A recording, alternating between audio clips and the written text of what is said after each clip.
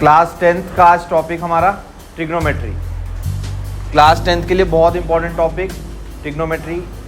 2 question आएंगे ही आएंगे इस टॉपिक में से, ट्रिग्नोमेट्री में से। मतलब ट्रिग्नोमेट्री 2 चैप्टर्स में डिवाइडेड है तुम्हारे उसमें। एक तो इंट्रोडक्शन टू ट्रिग्नोमेट्री और एक applications of trigonometry, height and distance जिन्हें कहते हैं। तो एक क्वेश्चन तो हाइट एंड डिस्टेंस में से आएगा और 4 नंबर में आएगा, और एक आपका किस में से आएगा, ट्रिग्नोमेट्री में से आएगा।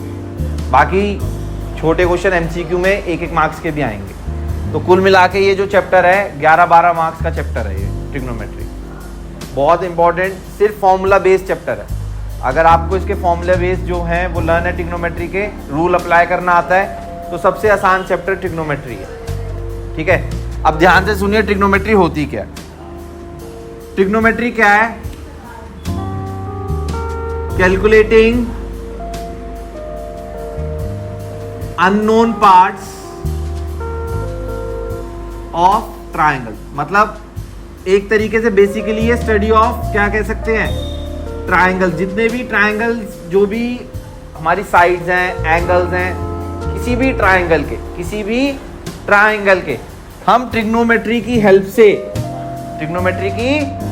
से उन्हें फाइंड कर सकते हैं। अब एक ट्राइंगल देखो, ट्रिग्नोमेट्री है त्रिकोणमेट्री, उसी से नाम बन रहा है इसका। संस्कृत में त्रिकोण 3 साइडेड होगी ना फिगर, और ये त्रिकोणमेट्री उसी से बन रहा है। तो अब हम कोई सा भी ट्राइंगल बना लें, कोई सा भी ट्राइंगल, जैसे सपोज करो ये 3 साइडेड क्लोज फिगर हो गई। तो आपको इसका कोई सा भी एंगल, कोई सी भी साइड अगर आपने निकालनी है तो आप ट्रिग्नोमेट्री की हेल्प से क्या कर सकते हैं, निकाल सकते हैं। अब हम क्लास 10th में, तो हमने जो ट्राइंगल पढ़ना है, हमने सिर्फ एक राइट एंगल ट्राइंगल पढ़ना है। हमारे कोर्स में सिर्फ कौन सा ट्राइंगल है, बाकी और कोई ट्राइंगल तुम्हारे कोर्स में नहीं है। तुम्हारे कोर्स में सिर्फ राइट एंगल ट्राइंगल है। ये जितने भी ट्राइंगल है बाकी आगे बड़ी क्लासेस में आप पढ़ेंगे।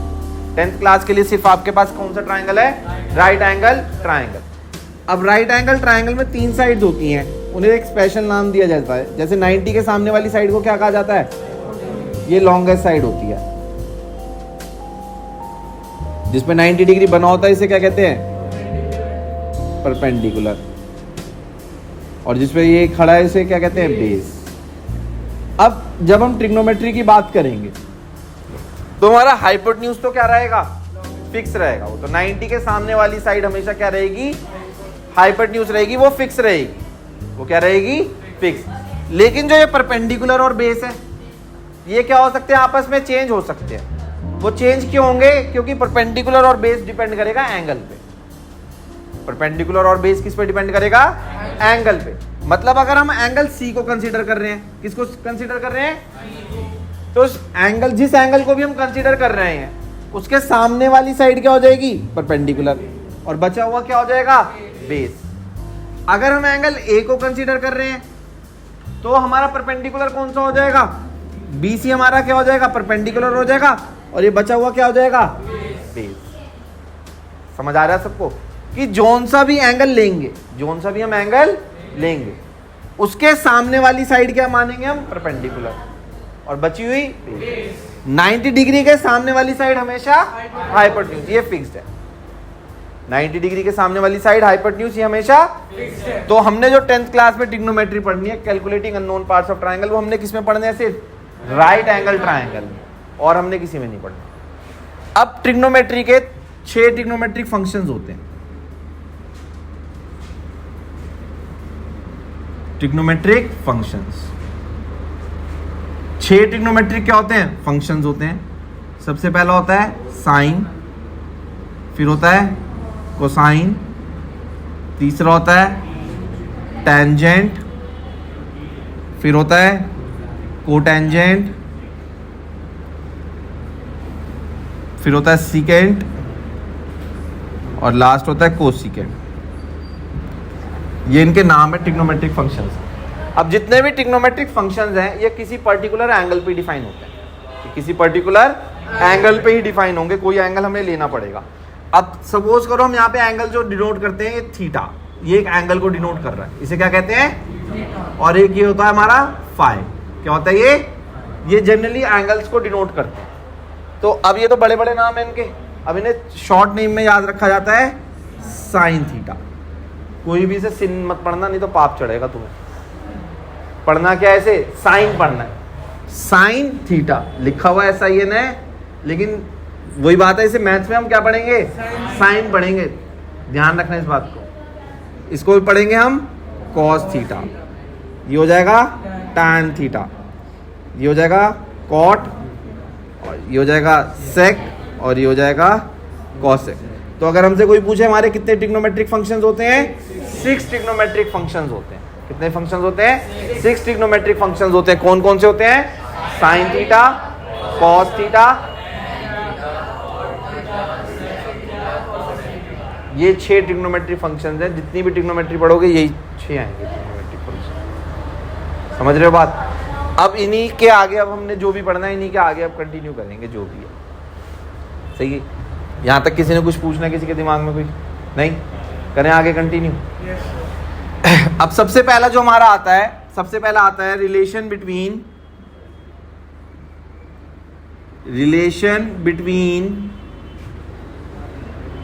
trigonometric function and sides of right angled triangle. Relation between trigonometric function और sides of right angle। अब राइट एंगल ट्राइंगल की मैंने तुम्हें 3 साइड बताई है ना, एक तो परपेंडिकुलर, एक बेस और एक हाइपोटेन्यूज। और कितने ट्रिग्नोमेट्रिक फंक्शन बताए? 6। इनका रिलेशन होता है इनमें, और इस रिलेशन को हम शॉर्ट में अगर बात करें तो हम कहते हैं इस रिलेशन को टी रेशियोज। क्या कहते हैं? टी रेशियोज का मतलब हो गया ट्रिग्नोमेट्रिक रेशियो। सही है? अब क्या होगा? सबसे पहले अब क्या करते हैं, या तो बच्चे से लर्न कर लेते हैं जिनकी लर्निंग पावर अच्छी होती है। अब जिनकी लर्निंग पावर अच्छी नहीं होती, वो कहते हैं हमें कोई ट्रिक बता दो इसे लर्न करने की, तो हम उसे क्या करेंगे? ट्रिक बता देंगे। लेकिन हम कहेंगे यही कि अगर लर्न कर सको तो इसे लर्न ही कर लेना। ट्रिक व्रिक तो एक बात की बात है। ये लिख ले साइन कॉस टेन कॉट। अब इसे लर्न करने की क्या तरीका है? 2-3 तरीके हैं भाई इसे लर्न करने के। देख लो, जो तुम्हें अच्छा लगे वो कर लेना। सबसे पहला क्या है? एक लाइन लर्न करनी पड़ेगी कॉन्वेंट वालों को, अगर कॉन्वेंट वाला तरीका सीखना है। एक तो कॉन्वेंट तरीका हो गया और एक देसी तरीका हो गया। पहले कॉन्वेंट वाला सीख लो। Some people have curly brown hair than pure black. Than pure black. एक लाइन लर्न करनी पड़ेगी आपको। Some people have curly brown hair than pure black. अब हर एक का फर्स्ट वर्ड ले लीजिएगा। अब एस से कौन सा ट्रिग्नोमेट्रिक फंक्शन होता है? साइन। तो साइन का ट्रिग्नोमेट्रिक रेशियो हो जाएगा P/H। सही है? सी से अगला कौन सा आ रहा है? कॉस। तो सी का हो जाएगा B/H।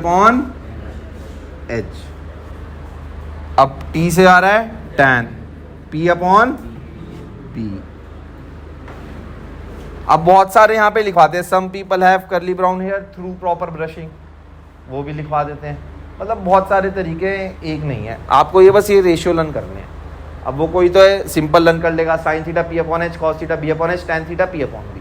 सिंपल लाइन लर्न करने की जरूरत नहीं। जितनी देर में लाइन लर्न करोगे उतने देर में ये लर्न हो जाएगा। बाकी अगर नहीं करना, ऐसे करना है तो वैसे अच्छा लगे वैसे कर लेना। अब इन्हें लिखने के बाद बाकी ये सब उनके क्या है? रेसिप्रोकल है। मतलब अगर टैन P/B है तो कॉट कितना हो जाएगा? B/P। सेक हो जाएगा H/B और ये हो जाएगा H/P। ठीक है? ये आपको 6 रेशियोज क्या होने चाहिए? लर्न होने चाहिए। कैसे भी कर लेना, जैसे मन करे। अब आप कहोगे कि एक देसी तरीका भी था, आपने कहा सर वो भी बता दो। लो भैया, देसी तरीका भी सीख लो।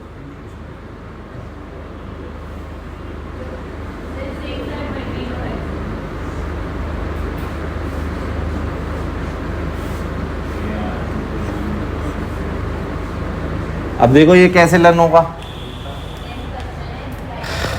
पंडित बद्री प्रसाद हर हर बोले, सोना चांदी तोले। अब एस से क्या हो गया? साइन। साइन का क्या बन गया? सी से हो गया कॉस, क्या बन गया? टी से हो गया पी अपॉन बी। अब ऐसे लिख लो। कैसे लिखना है? एक बॉक्स बनाना, 3 उसमें डिवाइड कर देना। पंडित बद्री प्रसाद हर हर बोले, सोना चांदी तोले। तो उससे लर्न कर लो। अब जब ये 3 लर्न हो जाएंगे, बाकी उसका उल्टा ही है। हाँ, बाकी उसका उल्टा ही है। ये क्या हो गया? कॉट हो जाएगा बी अपॉन पी नीचे से। ये कितना हो जाएगा? सेक हो जाएगा। और ये कितना हो जाएगा? कॉसेक हो जाएगा। अब आपकी मर्जी, आपने कौन सा तरीका अपनाना है। मैंने आपको बता दिया कि ट्रिग्नोमेट्रिक रेशियोज आपको लर्न करनी है, वो देख लो आपने कैसे लर्न करनी है। दोनों तरीके बता दिए, एक लाइन भी बता दी, भी बता दिया और डायरेक्ट भी बता दिया। ठीक है जी। अब आगे अभी हम करते हैं आगे रेसिप्रोकल रिलेशन। मुझे थोड़ा सा बोर्ड चाहिए होगा तो कॉपी कर लो आप पहले। देखिए भाई क्लास, अब आगे अभी हमने टी रेशियोज पढ़ ली। अब आगे हम पढ़ेंगे रेसिप्रोकल रिलेशंस। क्या पढ़ेंगे? अभी तुम्हें उससे पता चल गया होगा जो हमने टी रेशियोज लिखी कि कौन सी फंक्शन, ट्रिग्नोमेट्रिक फंक्शन किसके रेसिप्रोकल होता है। अगर हम बात करें साइन थीटा की, साइन थीटा के कौन सा होता है? कॉसेक। तो हम साइन थीटा को 1 अपॉन कॉसेक भी लिख सकते हैं। और कॉसेक को हम क्या लिख सकते हैं? 1 अपॉन। तो यहां से हमें ये चीज पता चली कि अगर साइन थीटा और कॉसेक थीटा का प्रोडक्ट होगा तो वो हमेशा कितना आएगा? तो ये चीज तुम्हें ध्यान रखनी पड़ेगी कि हमेशा जब भी रेसिप्रोकल को मल्टीप्लाई करा जाएगा तो आंसर हमेशा कितना आएगा? 1 आएगा।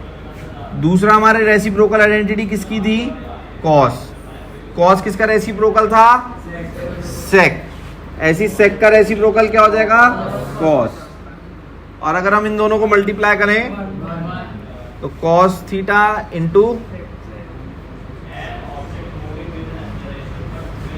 ये आपके क्वेश्चंस में यूज आएगा कि कभी कभी एक बार आपको लिखा होगा 1 अपॉन कॉसेक, तो आपको वहां पता होना चाहिए कि हम 1 अपॉन कॉसेक को क्या लिख सकते हैं? साइन। या कॉसेक को 1 अपॉन साइन। ये चीजें आपको पता होनी चाहिए।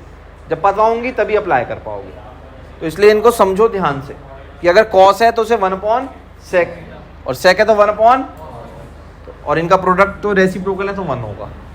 तीसरा क्या आया था हमारा? टैन। टैन का रेसिप्रोकल था 1 अपॉन कॉट। ऐसी कॉट का रेसिप्रोकल कितना हो जाएगा? 1 अपॉन टैन। और इनका प्रोडक्ट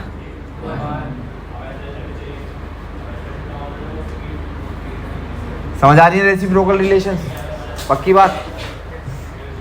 अब 2 टर्म्स होती हैं, tan theta and cot theta in terms of sine theta and cos theta. Tan और कॉट का एक तरीके से साइन और कॉस के बीच में एक रिलेशन होता है, वो भी आपको याद करना पड़ेगा। वो रिलेशन क्या होता है? Tan theta is equals to sine theta upon cos theta. और अगर टैन का ये है तो कॉट का क्या बन जाएगा? Cos theta upon sine theta. ठीक है जी। अब ये बनता कैसे है वो भी देख लो। एक ये चीज तो बताई दे, टैन थीटा का क्या था? T ratio. यहाँ पे न्यूमरेटर और डिनोमिनेटर को h से डिवाइड कर दो, न्यूमरेटर को भी और डिनोमिनेटर को भी। h से क्या कर दिया? डिवाइड। अब p अपॉन h क्या बनता है? और b अपॉन h, तो बन गया ना टैन थीटा।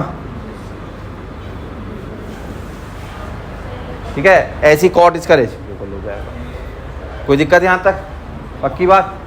अब उससे सबसे इंपॉर्टेंट आती है हमारी स्क्वायर आइडेंटिटीज। क्या आती हैं?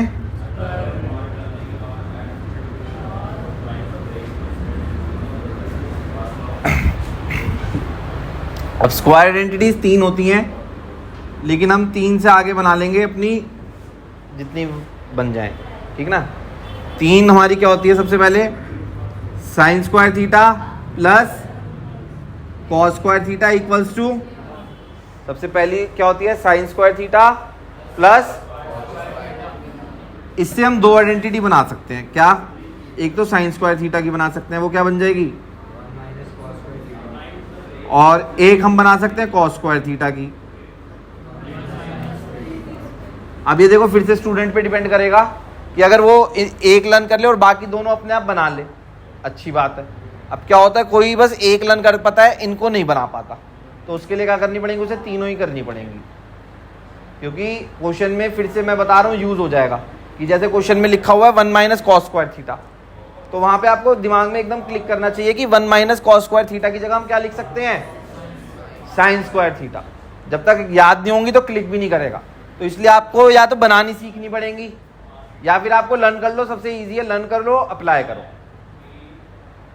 ठीक है, जैसे क्वेश्चन में लिखा है 1 माइनस साइन स्क्वायर, तो हमें वहां पता होना चाहिए कि 1 माइनस साइन स्क्वायर की जगह हम क्या लिख सकते हैं, कॉस स्क्वायर। समझ आ रही है बात, तो इसलिए लर्न कर लेना। दूसरी आइडेंटिटी होती है हमारी sec square theta minus equals to, अब यहां से देखो दो आइडेंटिटी फिर से बन जाएंगी, एक तो सेक स्क्वायर थीटा की बन जाएगी 1 प्लस, और एक टेन स्क्वायर थीटा की बन जाएगी सेक स्क्वायर थीटा माइनस 1। ठीक है, तीसरी हमारी बनेगी cosec square theta minus cot square theta equals to 1। अब कॉसेक स्क्वायर थीटा की क्या बन जाएगी,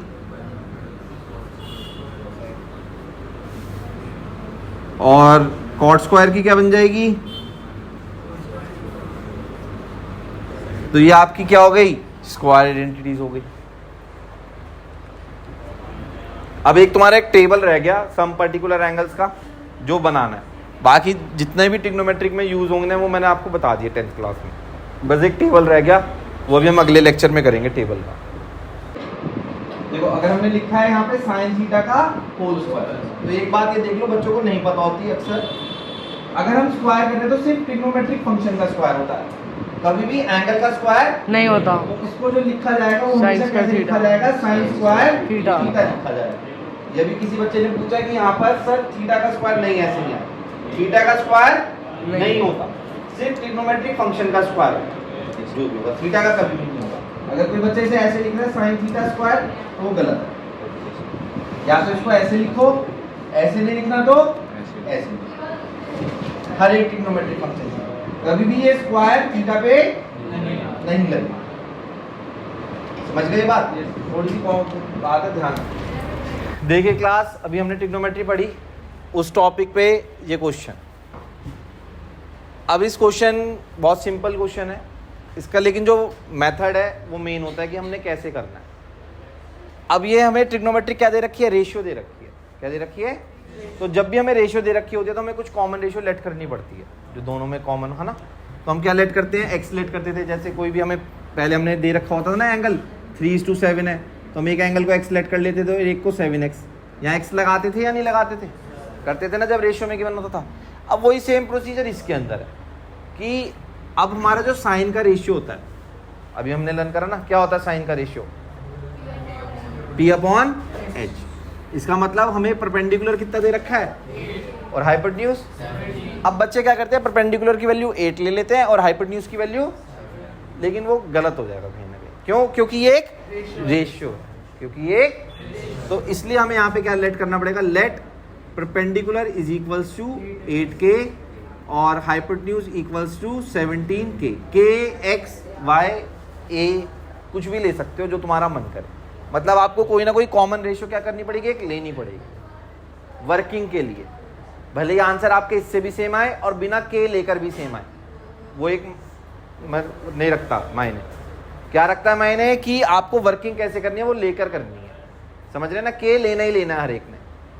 अब सबको पाइथागोरस थ्योरम याद है, क्या होती है पाइथागोरस थ्योरम। अब हमेशा जब भी ट्रिग्नोमेट्रिक रेशियो दे रखा होगा तो आपको हमेशा दो साइड्स दे रखी होंगी, हमेशा, वो चाहे P दे रखी हो, B दे रखी हो, PH दे रखा हो, BH दे रखा हो, हमेशा दो दे रखे होंगे। और तीसरी साइड हमेशा किससे निकलेगी, पाइथागोरस थ्योरम से। सबको याद है पाइथागोरस।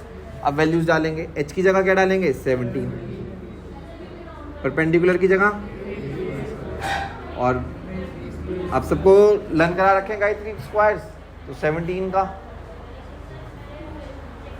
2 8 9 के स्क्वायर, 8 का, अब ये इधर आके क्या हो जाएगा,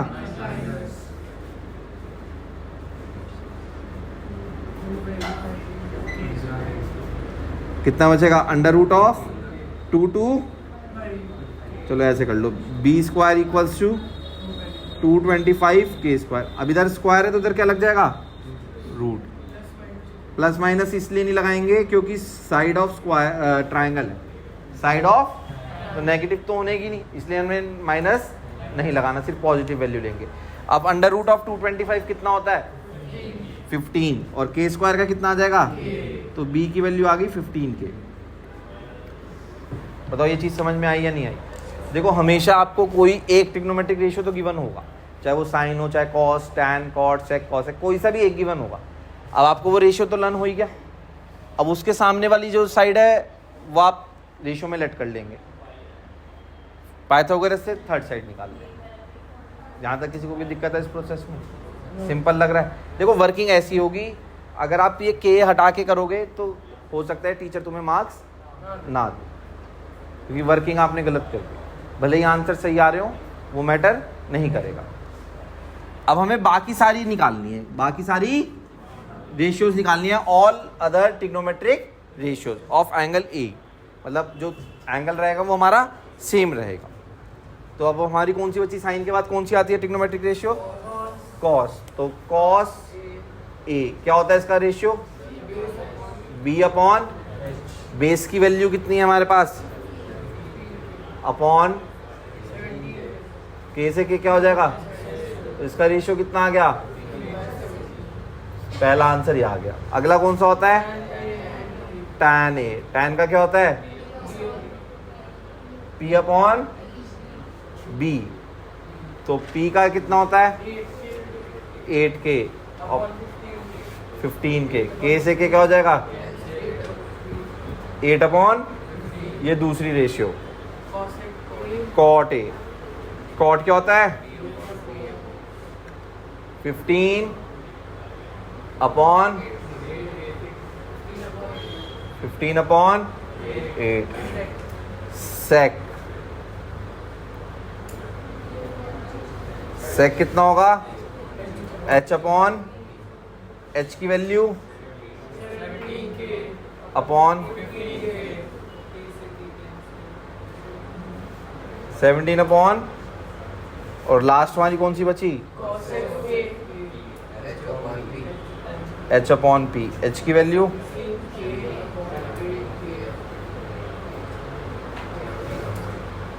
17 अपॉन, ये आपकी बाकी 5 आ गई।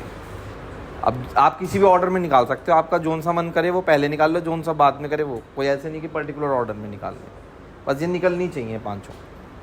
समझ आ रहा है, सिंपल है क्वेश्चन, किसी को कोई दिक्कत तो नहीं। 5 क्वेश्चन ट्राई करके लेकर आना RS के।